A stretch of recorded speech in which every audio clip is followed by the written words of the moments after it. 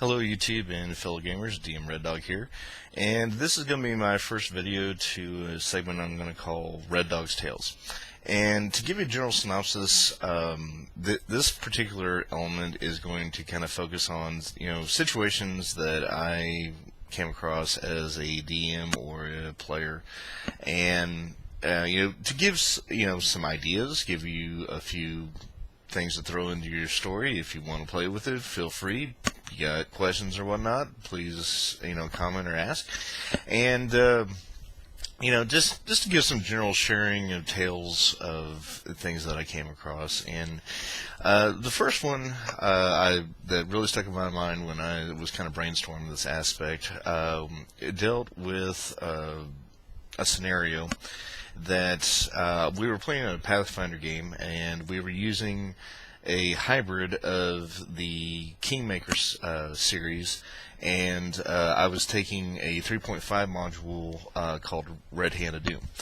And both modules are very good, and especially with the Red Hand of Doom, it gives a really good campaign scenario, and there are good and bad aspects to it, and I didn't use the whole thing. I was just kind of transplanting a few things from the module into the game, where it became more of kind of a warfare, grand scale, and my party was just acting as kind of a loose mercenary guerrilla tactic group going out trying to defend as well as harass the impending horde that was coming into their lands.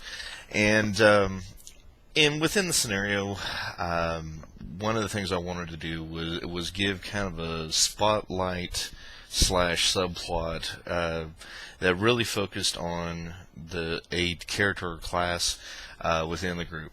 And we had your traditional setup. We had a bard, we had a sorcerer, we had a druid, and so on and so forth. And so I wanted to give little subplots that really kind of highlighted that, or really required that class to get the assistance from several of the other party members. And at the time, I had a really good cohesive group that worked together, and that's again what they said they wanted out of the game. They wanted a grander scale, a war type game, and one where they could really be cohesive outside of just a combat scenario. So one of the things I pulled from the Red Hand of Doom was there was a NPC in there that they called the Ghost Lord, and he was a druid blighter. And of course I had a druid in the group, so I was like, a counter druid, yeah. But the actual scenario I really wasn't a fan of, and so I decided to kind of tweak it a little bit to fit my story a little bit better. And this is the how it played out. Our heroes were going through an area that was kind of a no man's land.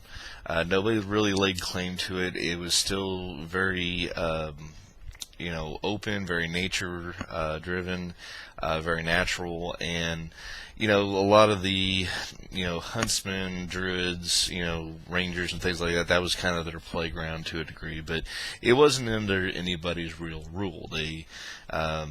It was just kind of free land. So the party's destination was going to take them past this free land into the mountains, and as they're traveling along, they are following kind of a tree line and this open kind of hilly plains area in between. And they start to notice that as they're going along, that to the east of them, the area was starting to really thin out. The grass was dried out. It was in the middle of spring, so everything was green. But this place just looked like it would been in a drought, and it was really uncharacteristic that it'd just be ideal in this one spot. So the druid kind of looked and said, this is kind of odd. Let me go check this out real quick. And so he started noticing, and the deeper he got in, he started seeing dried out land, less grass, cracking in the dirt, no water sources, dead hulks for trees, no vegetation, skeletons of dead animals, just bleached out in the sun. And of course, that just ping. We got to do something about this. There's something wrong here, So the first thing was that obviously it put the party as like, well, we got to get to here, but we're seeing a lot of strange things going on. So this maybe have a part of it, may not. So they go in, you know what? Let's go and kind of recon this, get some general information, and then we can press on, and we may have to come back and deal with this later. So they start to examine the area, and they kind of scout around. The magic-oriented person in the group, the sorcerer, started to realize there is arcane presence here. It's a lot of negative energy. The druid also kind of gets that same thing. He knows that it's unnatural, and he's starting to suspect that there's somebody that's a blighter of sorts. And so they start to scout around, and they realize that there is a focal point, and that for a mile radius around this area, they pinpoint to it's got to be in this area, and they really don't come across anything. But just offset from that, they come across a obsidian statue that stands about 6 foot tall and about 3 foot in diameter. The 4 feet of that is a black onyx cobra. And the first thing that triggers to the druid is that a cobra is not native to the area. So that really particularly stands out. And to the bard, that onyx is also not a native stone. So they know it's from another area, so there's got to be a foreign presence here. They realize that it's cut very well. It's been polished in areas where the light just hits it just right to where it gives it that scaly look, as well as, it almost seems like the way the light hits it that it's breathing. It's kind of doing that cobra sway. It's a trick and a lot of illusion to it, but not just in a magical sense, but a natural sense. They examine the statue, and they notice along the base there is some carving, and they really had to work together on it because it was actually scribed in a few different languages. And when they looked at it after careful examination, they realized that yes, there was an arcane presence on it, and that it was the triggering mechanism. It was a lock mechanism.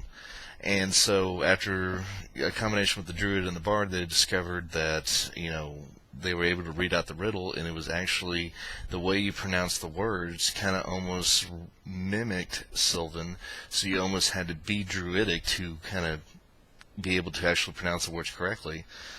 And they read it out, got the riddle question, and once they answered the question correctly, this opening opened up, and these illusionary snakes came out and began to kind of weave a path to this opening. And it was a flush cut, dust covered, but it was stone, and it had its own mechanism. They saw the tower kind of go in there and start turning like a capstan, and the door opened up. So they knew there was a timer, and so they had a debate. It was like, well, we can't just leave it here. We know we can come back to it, but God, we got to check this out. So, I hooked them in. I just fished and reeled them back in real quick with that. So they said, well, now we need to focus on this, and we'll get to that target destination later. So, that was one of the real quick things. It used all the elements, to hook them in. It played to the characters' knowledges. It played to the characters' knowledges and skills and interests. I gave them a riddle. I gave them ways to use their skills, and I also kind of twisted it. So yes, I'm kind of patting myself on the back how ingenious I was of the riddles, and really trying to utilize all their strengths. And just by that, it just drew them in and drew them in. So this is going to be the first part, and I will continue how the party went on with this in the next. So thanks for watching. Comment, like, subscribe. Thanks.